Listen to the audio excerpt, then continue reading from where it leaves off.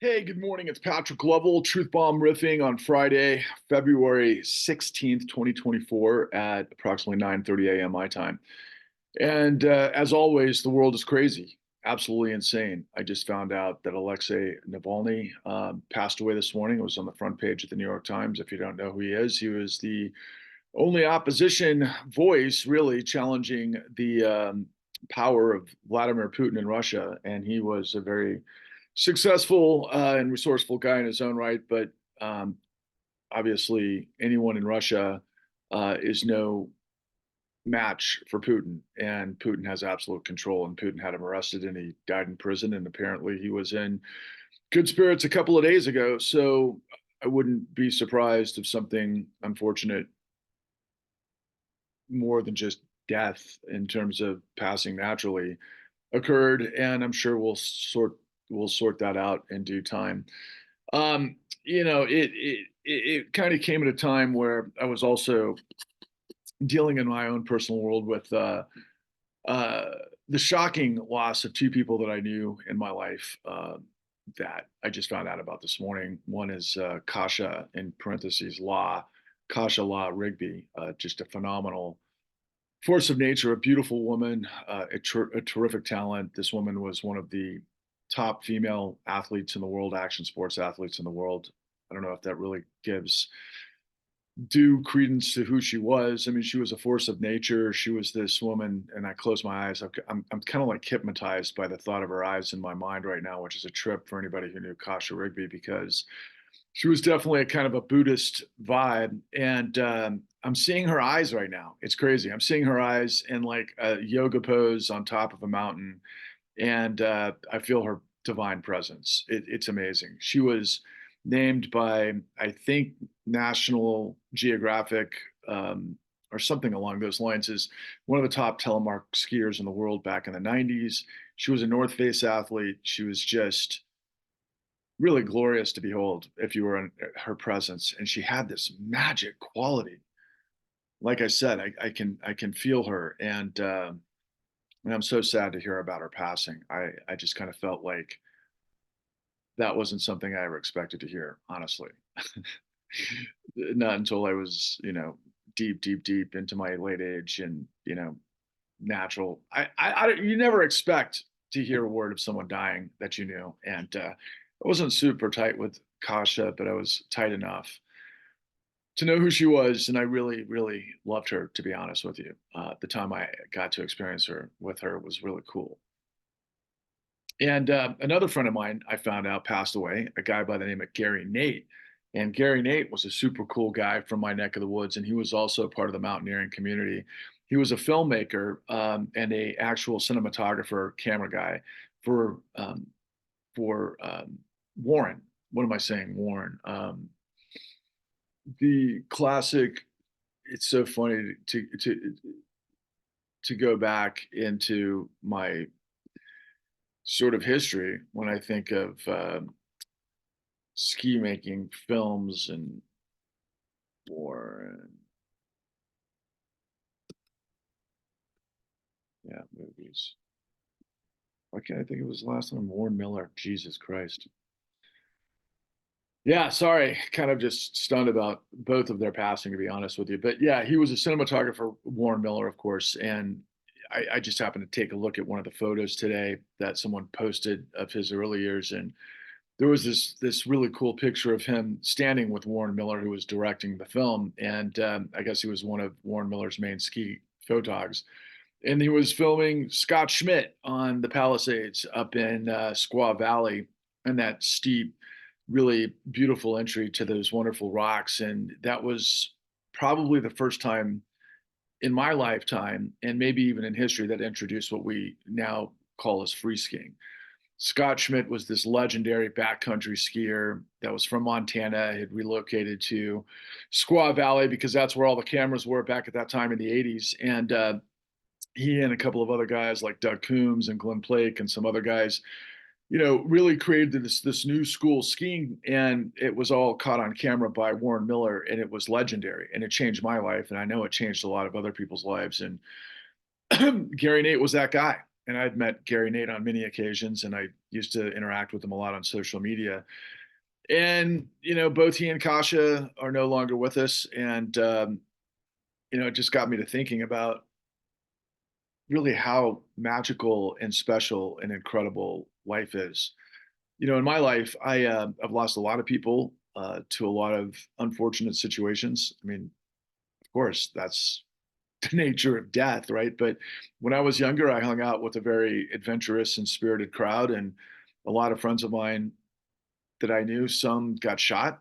Many in this category would wind up dying in drunk driving accidents. I knew many who committed suicide, and but really, I think a lion's share of people that I knew that passed away in my young years. When I really I haven't done like the analytics on it, but a lot of them died in avalanches in the backcountry or some adventure related situation. And I used to always think of it as like, live fast, die hard, go fast, take chances. And that was my lifestyle for a long time. And, when I look back on it, I feel very fortunate to have survived that period of my life. And then it led me, sorry, it led me to, maturing and finding my path to the world that I became my profession. I became a producer, and I worked hard in this world and in many worlds, to get to where I wanted to go. And then eventually I was buried by the 2008 great financial crisis. And I remember sitting on top of this rock up Little Cottonwood Canyon and contemplating tossing myself off it because nothing made sense, and the pressure of the world closing in on me, and me going from living my American dream and being at the top of my game to being turned upside down and emptied my pockets and shaken like a rag doll and thrown out in the desert and all of those sorts of metaphors. I didn't understand what the hell was going on, and it didn't make any sense, and I was at a loss. And yet I had all of this responsibility for my family, and particularly my young son. And I took that, and still do, incredibly seriously. And I remember just being at my wit's end, and the only thing that made sense was like, God, turn off the lights, man. I don't want to see this stuff anymore.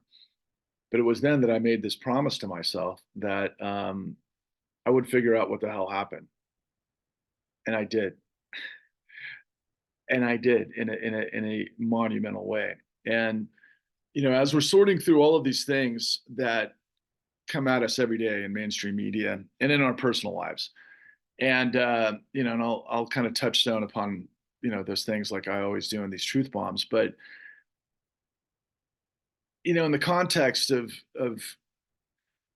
these recent shocking passings, and then by the way, like last year, I literally had 5 friends pass away from this era of my life. I mean, they just, for all of these different crazy reasons, all of which I've actually named, not their names, but the manners in which people I've known have passed away. There was a second round of this stuff just recently in the last 2 years. 5 friends of mine, in addition to Kasha and and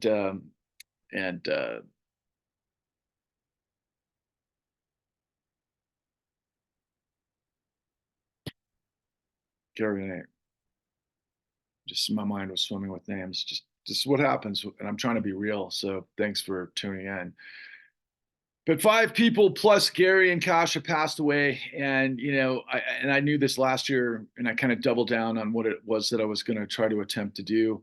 But I woke up this morning before I got this news, and started reading my morning threads to realize that Alexei Navalny had passed away also, and everything that that means.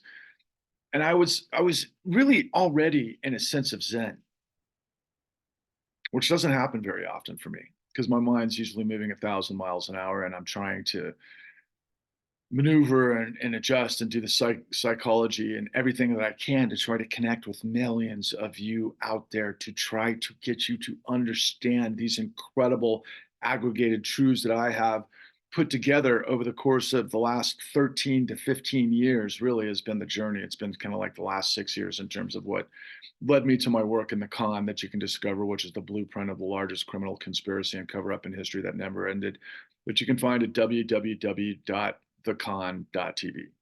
But it led me to all of these heroes that I have been in the last couple of weeks just reanimating and doing more discussions and dialogues and interviews to lay out the groundwork of everything that we've already revealed and what's happening now and everything else. And, you know, it's been extraordinary.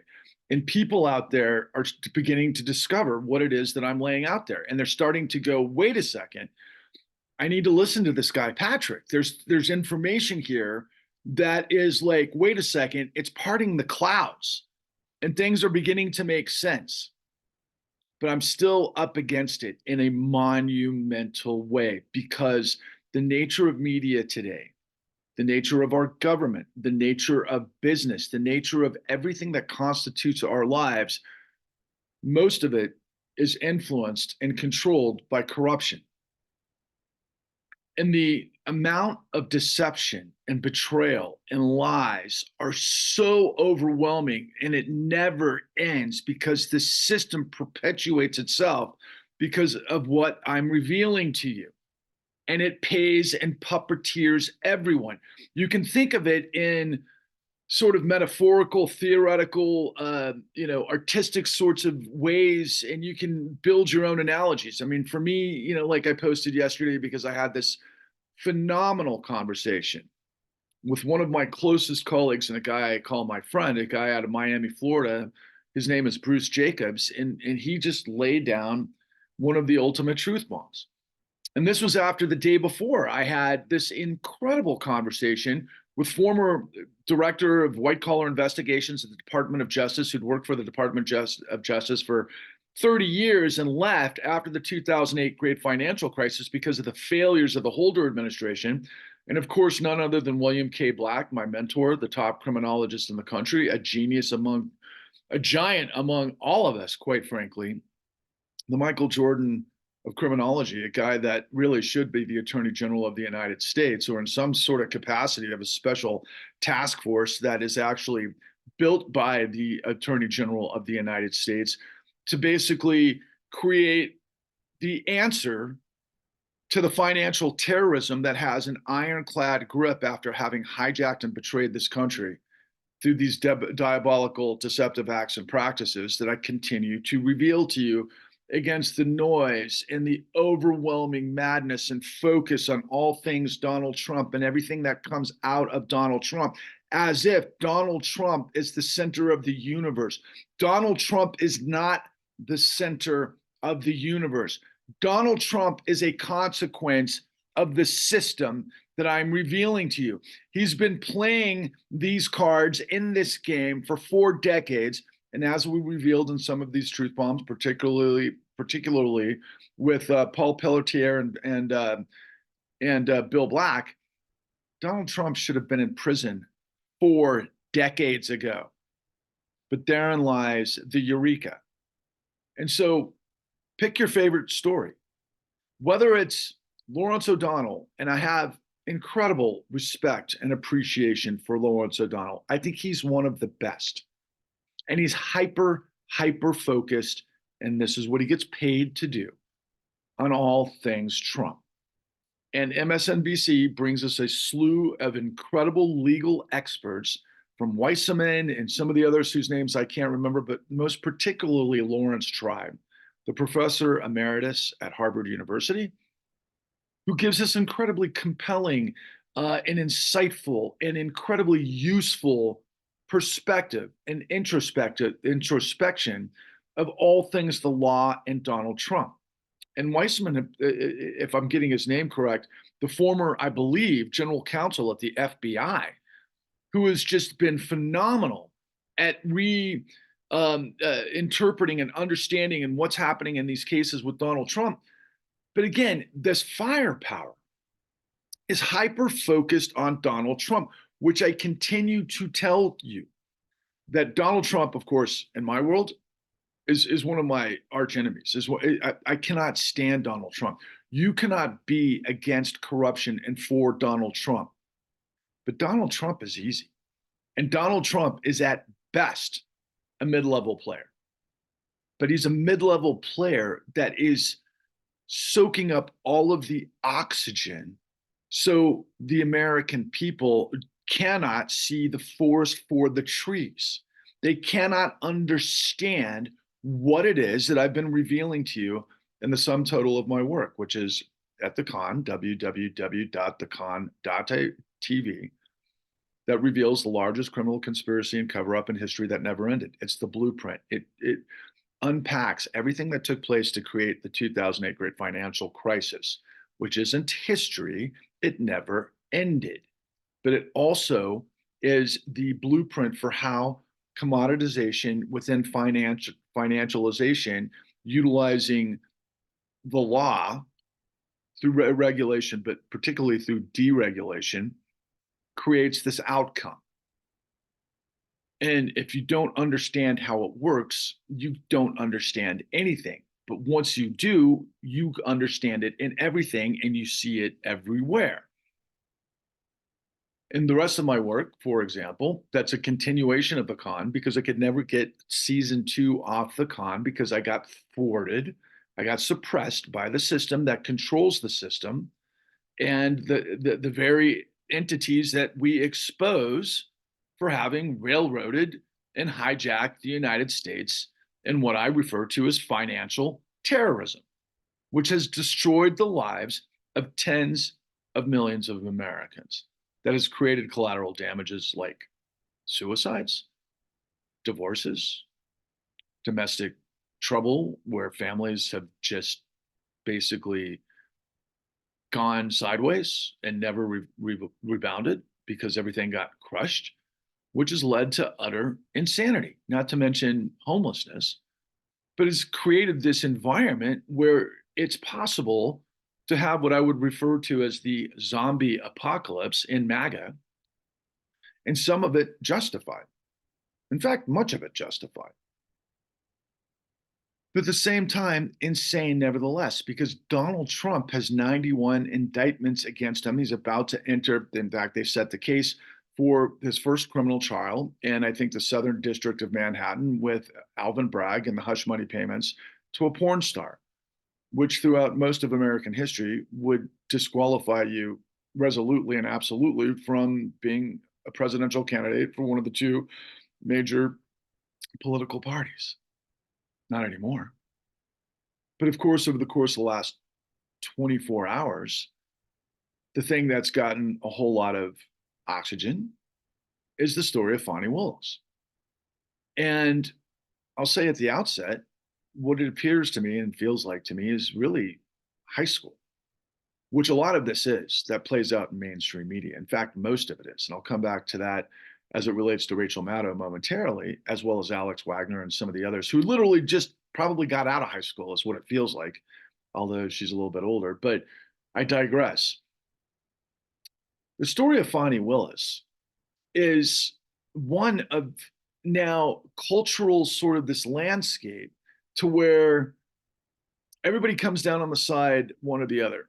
If you're pro MAGA, this woman is from hell sent to illegally squash and unfairly using the resources of the government an innocent Donald Trump, which is absolutely ridiculous.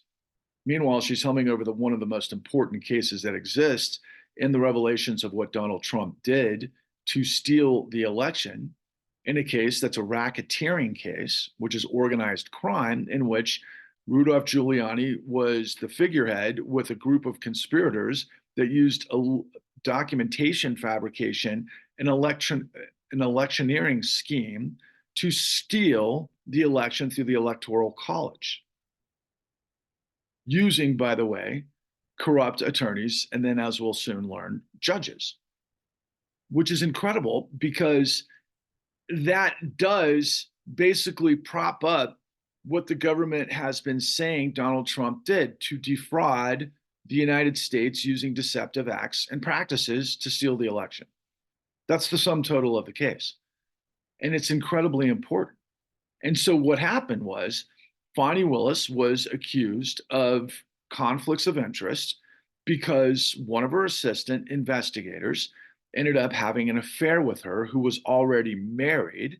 And that's apparently how they got wind of the relationship between Fanni Willis and this, and I can't remember his name. It's been all over the news in the last 24 hours. But of course, as you can tell, I've been thinking about a lot of names. And during the testimony yesterday, most people that are anti-MAGA and anti-Trump are propping up Fanni as a hero who took to the stand to save her reputation. And in so much, the question was not about whether or not she had a relationship, which isn't illegal, but it is a flaw of ethics and character because, as it turns out, and Lawrence O'Donnell set this up and presented this last night, that Fanni Willis is now running again to be elected for district attorney of Fulton, Georgia. And it appears to me, given that information, that it's in her best political calculus to take the stand and defend her reputation. And she did so in a very interesting sort of way that I think speaks to the culture of Georgia, particularly as a Black woman, because what's at question and what could actually throw out this case and whether or not Fanni Willis's office, who's put together this monumental case, can actually move forward prosecuting Donald Trump based on everything that I've just said. Because at question is whether or not money, transactions, funds were used either illegally or inappropriately between, I guess, dinners and meals and maybe travel and junkets and other things that weren't accounted for between Fanni and her assistant who was investigating that would definitely create a direct conflict of interest. And what some of the experts were saying, I think, as early as a month ago, was that Fanni should recuse herself from the case. But because Fanni is kind of a political animal and she has to run for re-election, politics has once again usurped really the integrity of law. And it's become a show trial of salaciousness, of which the issue now becomes, and this got really interesting on Twitter this morning, and I say Twitter as opposed to X because we all do, but Clarence Thomas was trending. Our Supreme Court justice, who we know has been taking all sorts of payola from a billionaire out of Dallas, Harlan Crow, who paid for his mother's housing and I believe children's education, in addition to a super RV for him to take travel and also 5-star fishing trips around the world, luxury fishing trips and private jets. And same with Samuel Alito from other sources like Leonard Leo. And the question was, okay, wait a second. We're talking about hundreds of dollars of transactions for meals during this relationship between Fanni Willis and her investigator. And, whether or not that, of course, would disqualify Fanni's office from prosecuting Trump. At the very least, it was an incredibly stupid choice and character flaw by Fanni to engage in a relationship that she is now suggesting, and she's on record as having said, even before all of this took place, that she would never participate in a relationship with an assistant because of just the obvious lack of character and the integrity needed to run the district attorney's office. She's on camera for saying that before the last election. And Lawrence O'Donnell brought that to the attention. And he also addressed, the payments that there is no accounting for. And the reason apparently that there's no accounting for those payments is because Fanni Willis was raised by her father in a protection sort of, be responsible to yourself. And I think the catchphrase that she said yesterday was, you don't need a man for a plan, or something along those lines, which was really clever, right? But then it plays out in the general, scope of the audience out there that has nothing to do with the law. And the reason why that there's no receipts is because her father had taught her at a young age that you can't trust men, that you should always have X amount of dollars in cash on you, on your premises. Anytime you go out, you can't depend on a man, because if he leaves you high and dry, you don't want to be vulnerable. And it plays to this idea that Fanni is a strong, independent woman that, doesn't need a man. In fact, apparently that was through some of the testimony yesterday that got revealed in their relationship, that the assistant investigator has more of a, shall we say, traditional Southern black male role, to where women are subordinate in that relationship. And, it felt to me as if a lot of these scenarios were talking points for commercials for her reelection campaign, not necessarily the honor of her reputation. Because again, and it's all about causality for me, especially with integrity. If you think through a situation and you have character, you don't do things like have a relationship with your assistant. When I came up, it's like, don't dip your pen in the company ink. I mean, these are just basic sort of things. But then again, it's like, okay, you're going to sit on your high horse and judge Fanni, considering all the stuff that we've seen Donald Trump portray and be involved with and become guilty of. Let's take the case in point of the $84 million, settlement in the E. Jean Carroll rape conviction, where, yeah, he raped E. Jean Carroll. That's part of the definition. He penetrated her with her fingers. And yeah, by legal definition, without her, compliance, it wasn't reciprocal, that's rape. And so, yeah, Donald Trump is guilty of rape and so much more. He's been raping his clients. He's been raping the state. He's been raping everybody for his entire career. And so, no, he doesn't have the wherewithal or the stool to stand on with the foundation and point fingers in his sort of methodology to lie, deny, switch the blame, and implicate. This is all high school. This is all what we saw in the movie Chicago, the brilliant adaptation that, of course, Harvey Weinstein's Miramax produced with some of the greatest actors of our time, from Richard Gere and, I can think of the two names of the two starlets that were fantastic and should have won Academy Awards for. But the song that comes to mind from that wonderful production is Give 'Em the Old Razzle Dazzle. Razzle dazzle him. My dad's an attorney, and he used to have a statute that says, if you can't dazzle him with brilliance, then baffle him with bullshit. And so I happened to mention, because I did this truth bomb yesterday with Bruce Jacobs that reveals monumental judicial corruption, far beyond anything you have ever seen in your entire life.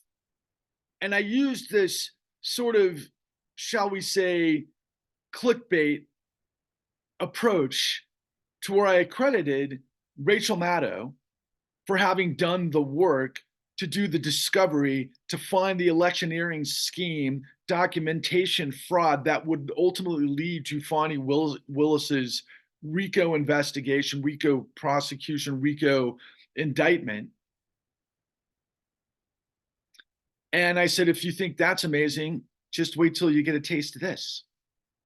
And that was one of the many truth bombs I've done recently that are monumental, that are getting pretty good traffic. I'm starting to see a slight uptick in people that are subscribing to Patrick Lovell Truth Bombs the Con, and I'm actually seeing people share. I actually saw one person yesterday say, look, I've finally had the blinds lifted and I can see the light. I pay attention to Patrick Lovell, and you should too. And it was happening kind of concurrently in this sort of natural sort of zen that I was having before all of this turmoil of finding out that my friends have gone to Valhalla. Just another way of saying that they passed. And I was pre-zen before even thinking about all of this stuff, to put it into context. But I mean, the information that I continue to bring to you in all of my collective work, but particularly these last 5 or 6 truth bombs, one featuring Art Wilmarth, where he reveals all things, what happened with the death of Glass-Steagall and how we have to get it back and what that means in the modern era by way of the Federal Reserve and private equity, which is exactly what I've been trying to tell anybody who's listening and everybody who does listen and all that need to listen as we move forward. We're not saving democracy by defeating Trump. We lost democracy a long time ago. We live in a corporate fascist state undergirded by a criminal syndicate, which is our financial system, which has achieved organized crime beyond the comprehension of La Cosa Nostra and all mafia that you can think of. Nobody has ever pulled a bigger mob rig game than our financial system has really over the last 25 years, maybe longer. I mean, it's gone back to the 80s, different pieces of it, but the entire financial system got caught in this racket that created the 2000 financial crisis, 2008 financial crisis, great financial crisis, which was Act 3 of what started during the SNL crisis. What I'm telling you is situations that have evolved over the course of the last really 40 years to basically completely hijack our government, and that's the mafiocracy. But here's the catch-all: that uses socialism of the full faith and credit of the United States through the Federal Reserve to have looted, which means stolen, tens of trillions of dollars, $70 trillion since 2009, for a bankrupted, racketeering global enterprise that was insolvent, which means the very base elements of lending is an impossibility. But that's what we did, because you can't see the forest for the trees, because everyone in mainstream, everyone in independent media, everyone who doesn't understand what it is that I'm telling you is lying to you to cover up, or they just don't understand because they're tools in the full circus. And all of these recent truth bombs from Art Wilmeth, like I was just saying with Glass-Steagall, that and I have to get a new Glass-Steagall, and end Citizens United, which enables dark money sources to provide unlimited donations to corrupt politicians. And what I learned a long time ago is the easiest return on investment for big companies and billionaires that are looting the system. And by the way, billionaires spend billions to loot trillions, which is what I'm telling you, which is tyranny. And all of these systems, be they in the financial system, private equity, asset management, hedge funds, and private wealth management, all of these guys are playing the same game, looting and quite frankly, drinking from the same tea. Okay, they're, to mix metaphors, they're crack addicts, and the free money from the Fed is crack. And what it's done is it's provided really all upside down to about the top 10%. The top 5% probably been doing okay for the last 13 years as a result of this. The top 1% much better. The top 0.001% has literally gotten trillions, doubled its wealth during a time of COVID, for example, when the entire global economy came to a screeching stop because of what it is that I'm telling you. It's all a continuation. And all of mainstream media is lying to you, as we saw in the Fox $787 million settlement with Dominion, that Fox's entire business model is a lie. And through that public pronouncement, they didn't lose any viewership or profit margin. Not to mention, they probably lost more by getting rid of Tucker, but then they maintained it after the fact. And then Tucker's gone on to do his own thing, which is another part of this whole deception racket. And I'll come full circle to that and I'll close with that, because I've demonstrated in some of these truth bombs, particularly as it relates to media, that I absolutely despise the lizard brain, weird trip that I could go on forever on Tucker Carlson, and I have. But Tucker Carlson has zero credibility for me. None. I'll just use one example. He did this interview with a guy by the name of Larry Sinclair, where they talked about his butt antics with former President Obama during a drug-fueled binge, and neither of them presented any evidence. Even if it was true, it was completely just manufactured. And that was set off as something worthy of bringing to hundreds of millions of people with no downside. It was pure defamation, absolute pure libel.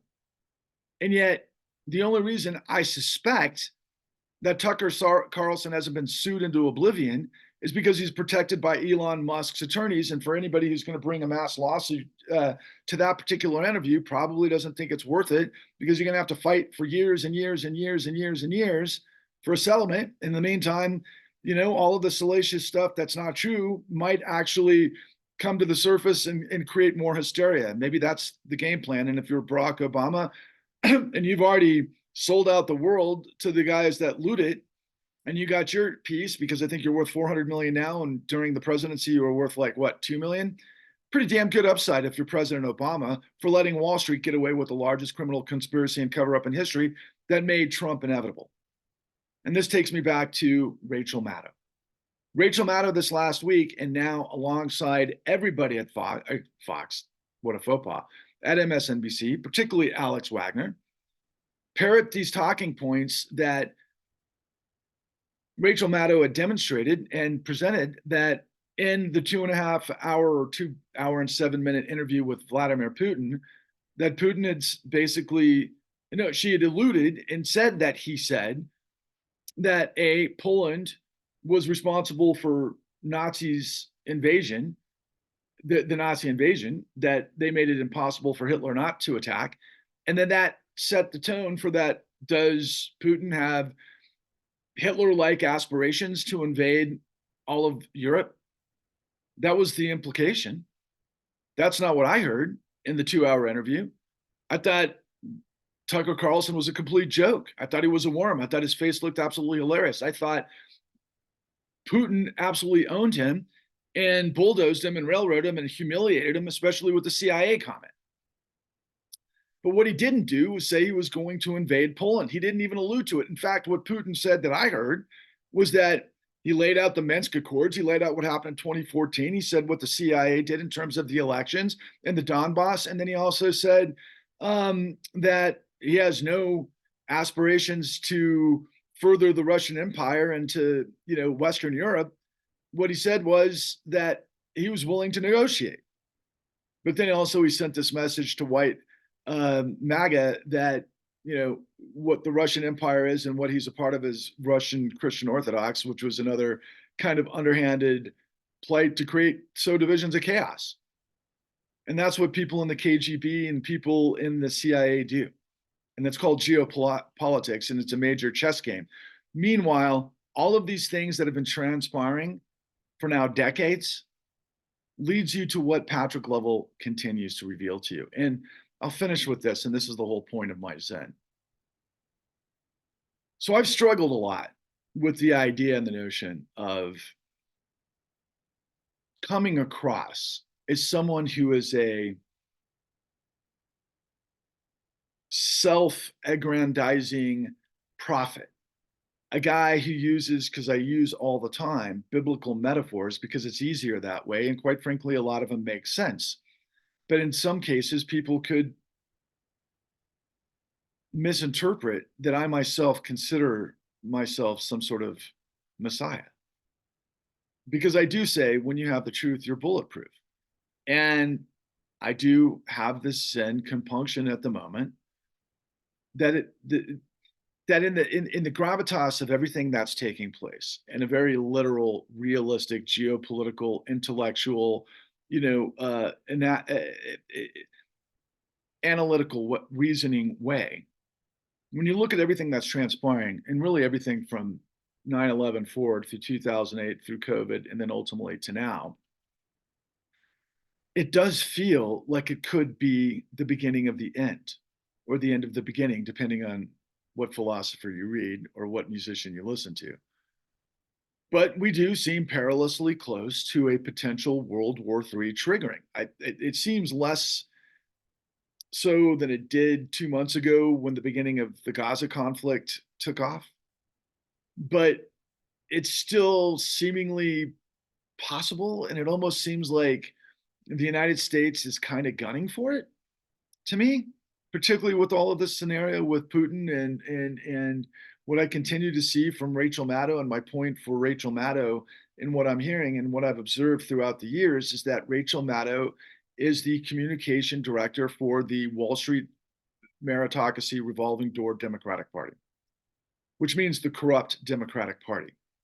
Because Wall Street, our financial system, owns our country and is above the law. Because what I continue to reveal to you is in the aftermath of the 2008 great financial crisis, when everything in the world went illiquid, when everything went upside down and we came to a screeching stop, that they had to create and generate trillions of dollars of liquidity, which is capital, to pump in the system to get the banks lending again, and how to have the whole financial system work the way it's designed, with a whole lot of different scenarios from credit default swaps to derivatives and so forth. That we did so where we provided tens of trillions of dollars, and this is the key point to everything, illegally. It says right in the statutes that you do not loan to insolvent institutions, particularly, and it doesn't say this part, but if I were president, this is exactly what I would put in the legislation in our understanding, and I would definitely reset the entire Federal Reserve paradigm because of what I'm revealing to you, that you cannot loan to insolvent institutions first, which is already on the books. Second, to those that got that way through racketeering and fraud and deception and crime and theft and however you want to put it, which is all of the above, which is what they did. And we gave them $33 trillion in 2009, and we pumped over $40 trillion since. Into this mechanism that continues to betray and loot and destroy the United States through a bunch of different methodologies, whether it's private equity, where they set companies up to fail, they buy them, they break them up, they take all of the fees in the meantime to the executives, and then they sell all the broken up pieces for profit to try to increase the profit, which is supposed to be efficiency, but it's not. It's just betrayal. There's better ways to create efficiency, I can assure you.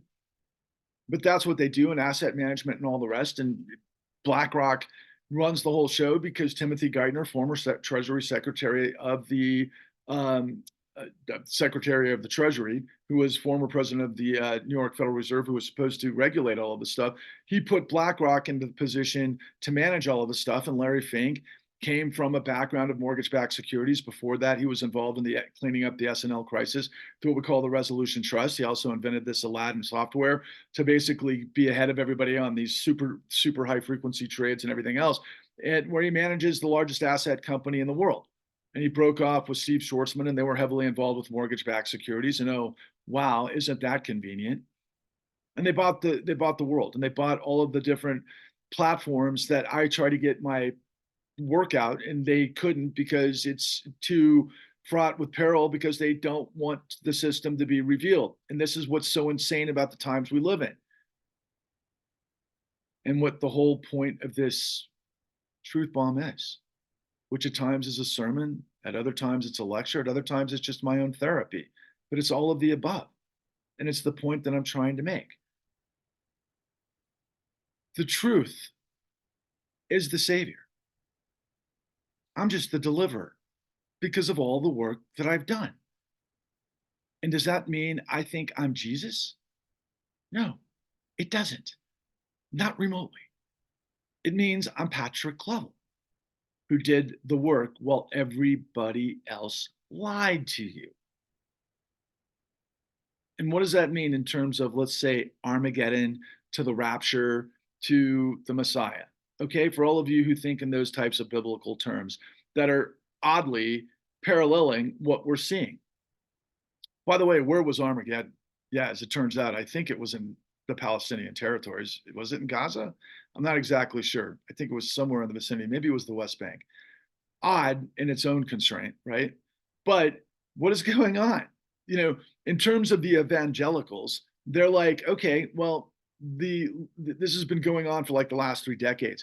The Israelis, the Jews, certain factions within the Israeli power structure, Likud particularly, have been doing this dance with evangelicals for now decades. We had the Christian right movement follow Reagan, and this is how far this thing goes back, and they've all been playing for the second coming. That's what they really believe in. They believe in the rapture, and they believe that Armageddon has to happen, the final battle between Israel and those that are in the vicinity, which I believe is the Palestinians. Here we are with Gaza and everything that the Israeli military is doing, which, yeah, is genocide, which is horrific, but so too was a lot of the causation, but that's not equivalency. And that's another subject that I don't want to get into because it's just would take another 5 hours that we don't have much time for. And I got to split and I got to summarize this whole thing. But in terms of the biblical construct to the rapture, yeah, it's supposed to be the war to end all wars, right? To end the wickedness, so that God can reassess or reinsert the Messiah for the second coming, which would then what? Create peace on earth is the idea, right?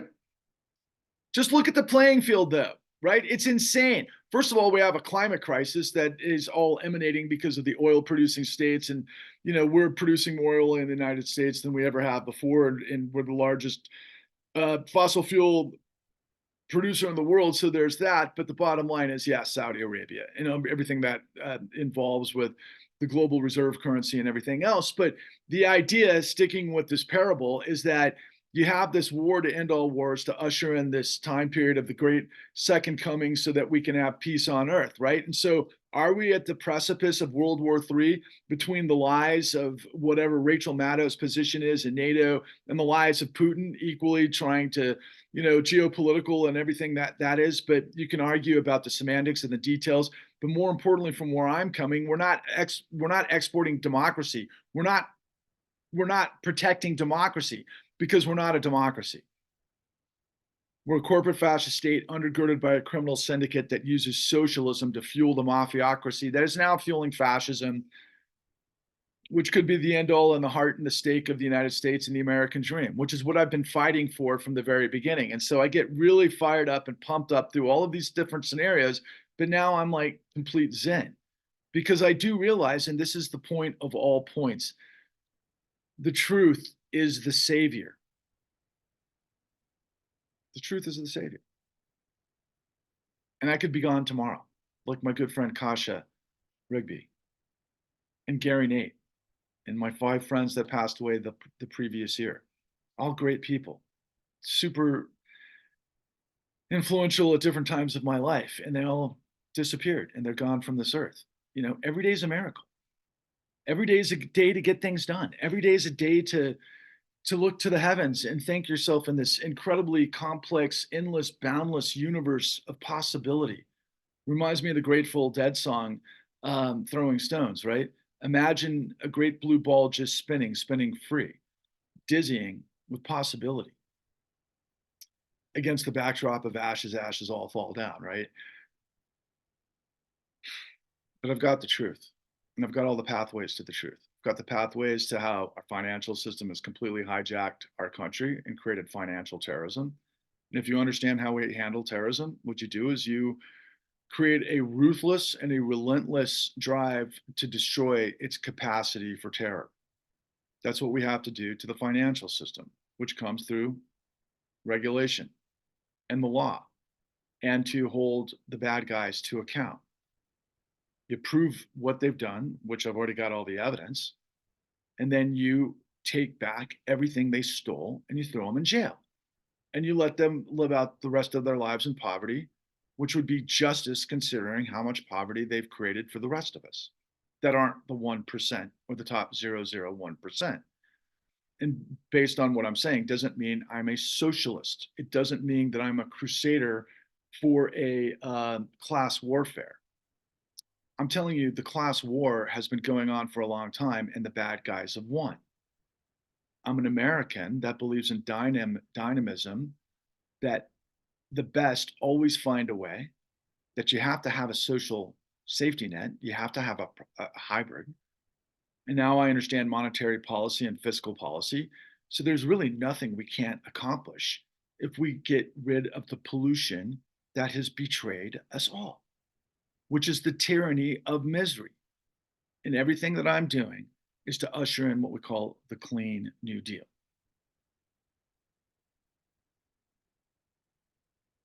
The savior is truth. I'm just the deliverer. I'm trying to lead exodus against corruption to resurrect the American dream. And no, I'm not Jesus. I'm Patrick Lovell. Failure is not an option. Rise, roar, revolt. When you have the truth, you're bulletproof. It's not rocket science, it's racketeering. This is the righteous grind. Onwards and upwards.